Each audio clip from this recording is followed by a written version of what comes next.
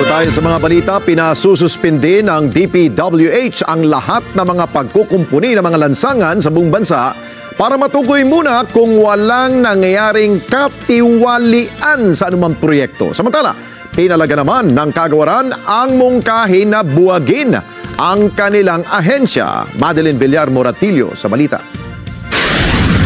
Ganito ang karaniwang nakikita sa mga kalsada sa iba't ibang lugar sa bansa. Maayos, pero binubutas at sinisira para kumpunihin.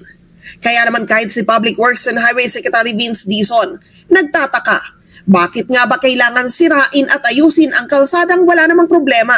Kadekada na natin naririnig yan, di ba? Bakit ba ang DPWH binabakbak ang mga kalye na parang okay naman para lang gawin ulit? Di ba? Well, siguro, sa maraming pagkakataon, alam na natin kung bakit. Di ba? Okay.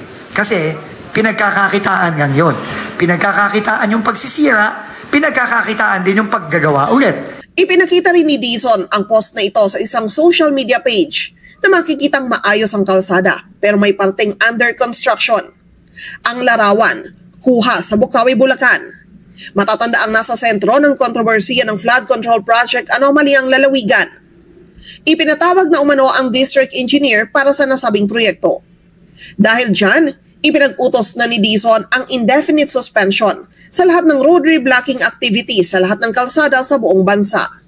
Pag-aaralan muna anya nila ang mga ito para masigurong tama ang implementasyon at hindi na abuso ng mga tiwali at saka siya magpapalabas ng bagong department order. Kailangan may basis tayo at gawin nating transparent sa mga kababayan natin. Bakit tayo tumitibag ng mga kalye na mukha namang maayos pa? At yung mga kababayan natin, alam nila kung bakit sinisira yon. No? Dahil delikado na o sira na sa ilalim o whatever. Pero in the meantime, suspended muna. At meron na akong dalawa na example na ginawa. At magkakaroon tayo ng bagong department order para ayusin na natin ito finally.